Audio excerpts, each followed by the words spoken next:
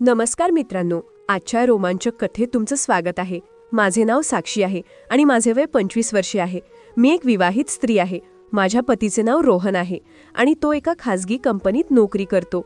आमच्या लग्नाला साधारण 3 वर्ष झाली आहेत, पण आम्हाला अजून मुलं झालेली नाहीत. आमच्या कुटुंबात मी, माझे पती आणि माझे सासरे सासू राहत होतो. आम्ही सगळे खूप आनंदात आणि एकमेकांसोबत हसत खेळत राहत होतो. पण अचानक आमच्या सुखाला कोणाची तरी नजर लागली. खरे तर माझ्या सासूबाईंचा एका अपघातात मृत्यू झाला. त्यामुळे आमच्या घरात शोककळा पसरली. सासूबाईंच्या निधनाने आम्ही सगळे आतून तुटलो होतो. आमच्यावर तर दुःखाचा डोंगरच कोसळला होता. सासूबाई गेल्यापासून माझे सासरे बाबा खूप दुःखी राहायला लागले. मी त्यांना जेव्हा पाहायचे तेव्हा ते एकटेच बसून रडत असायचे आणि सासूबाईंना आठवत असायचे. त्यांची ही अवस्था पाहून मला आणि रोहनला खूप वाईट वाटायचे.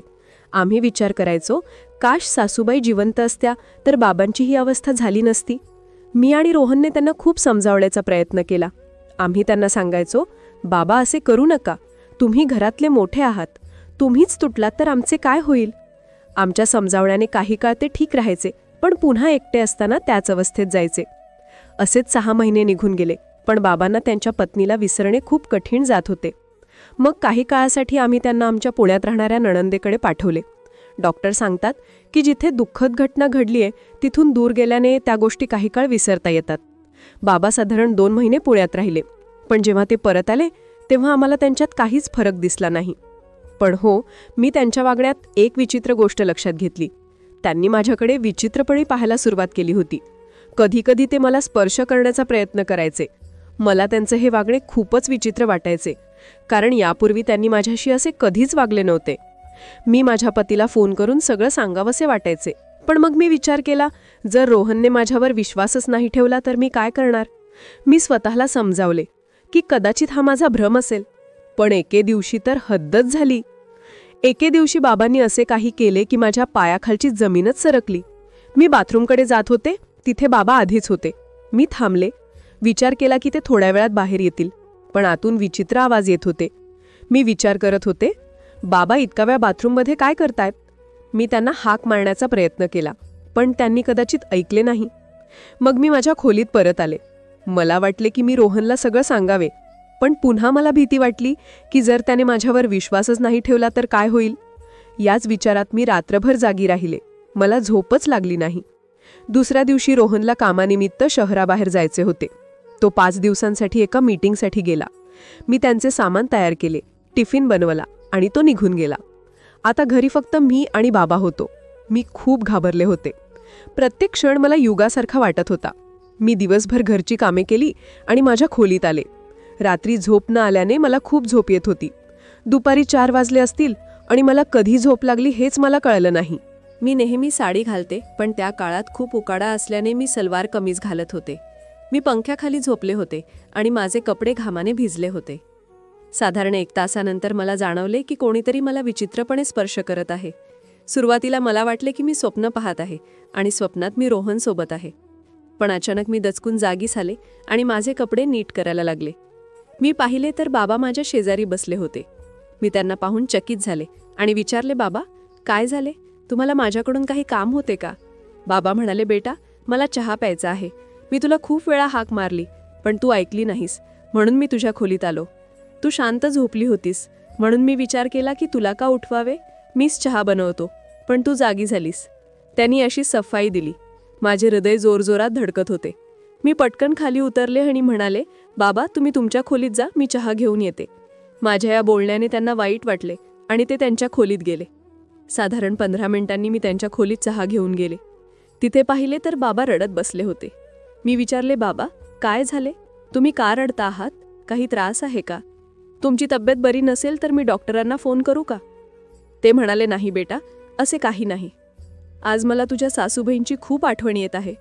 ती गेल्यापासून मला काहीच सुचत नाही. मी पण माणूस आहे, माझ्याही काही इच्छा आहेत. मला माझ्या मनातल्या गोष्टी कोणाशी तरी बोलायच्या असतात.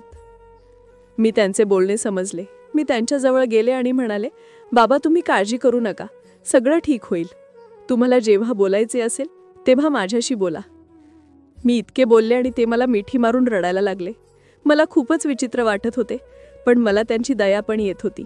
बाबांचे वय पण इतके झाले होते की त्यांचे दुसरे लग्न करणे शक्य नव्हतं.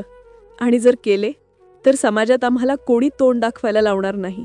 म्हणून मी विचार केला की घरातच याचा काहीतरी तोडगा काढावा. एकदा माझ्या मनात आले की जर मीच बाबांना आनंदी केले तर कोणालाच काही कळणार नाही आणि घरची गोष्ट घरातच राहील. मी मनात ठरवले आणि त्यांना आंघोळ करायला सांगितले. त्यांचे कपडे काढून दिले. थोड्या वेळाने ते आंघोळ करून परत आले. त्यांनी बनियान आणि खाली टॉवेल गुंडाळला होता. मला पाहून ते हलकेच हसले आणि मी पण त्यांच्या या कृतीवर हलकीशी हसले. दुसऱ्या दिवशी सकाळी मी त्यांना चहा द्यायला गेले तेव्हा पाहिले की ते टॉवेल गुंडाळूनच झोपले होते. मी हलकेच दार ढकलले तर ते उघडेच होते. बाबा बनियान घालून झोपले होते. मला त्यांच्या या वागण्याचा खूप राग आला, पण मी काही बोलले नाही आणि चहा देऊन स्वयंपाकघरात परत आले.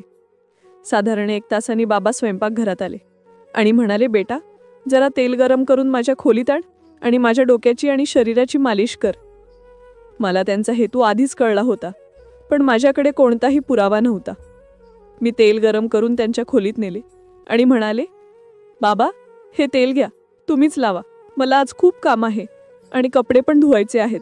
ते म्हणाले, बेटा डोक्यावर मी लावीन, पण पाठीवर माझा हात पोहोचत नाही, तू पाठीची मालिश कर. असे म्हणून ते पाठीवर झोपले.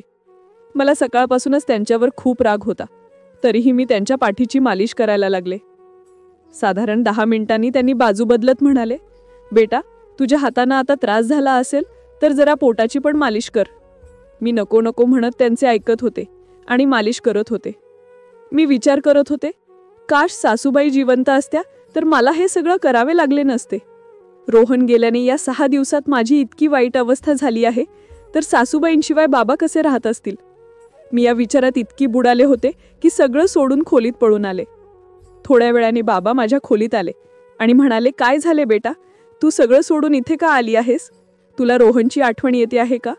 त्याच्याशिवाय तुझं मन लागत नाही आहे का? तू मला सांग, तुला काय त्रास आहे? तुला ज्या गोष्टीची कमतरता भासेल ती मी ताबडतोब पूर्ण करीन. मी तुला माझी मुलगीच मानतो आणि माझ्या मुलींसारखंच तुझ्यावर प्रेम करतो. मी कधीच नाही वाटणार की तू दुःखी राहावीस. तू माझी लाडकी मुलगी आहेस. मी त्यांच्या पायावर पडले आणि म्हणाले, बाबा मी तुम्हाला खूप चुकीचं समजले, मला माफ करा. मी गेले काही दिवस याच विचारात होते की तुम्ही माझ्याकडे वाईट नजरेने पाहत आहात, म्हणून मी तुमच्यापासून अंतर ठेवत होते. पण आता मला समजले की रोहनला गेले फक्त 5 दिवस झाले आणि मी त्याच्याशिवाय इतकी अस्वस्थ झाले आहे, तर सासूबाईंना गेले इतका वेळ झाला. तुम्हाला किती त्रास होत असेल. जर मी तुमचे मन दुखावले असेल तर मला माफ करा. आता मी तुमची मुलगी बनून तुमची काळजी घेईन. ही कथा पूर्णपणे काल्पनिक आहे आणि केवळ मनोरंजनासाठी लिहिली गेली आहे. कृपया तुम्हाला ही कथा कशी वाटली हे कमेंट करून सांगा. जर तुम्हाला ही कथा आवडली असेल तर लाईक करा आणि तुमच्या मित्रांसोबत शेअर करा. अशा आणखी रोमांचक कथांसाठी आमच्या चॅनलला सबस्क्राईब करा आणि बेल आयकॉन दाबायला विसरू नका. धन्यवाद.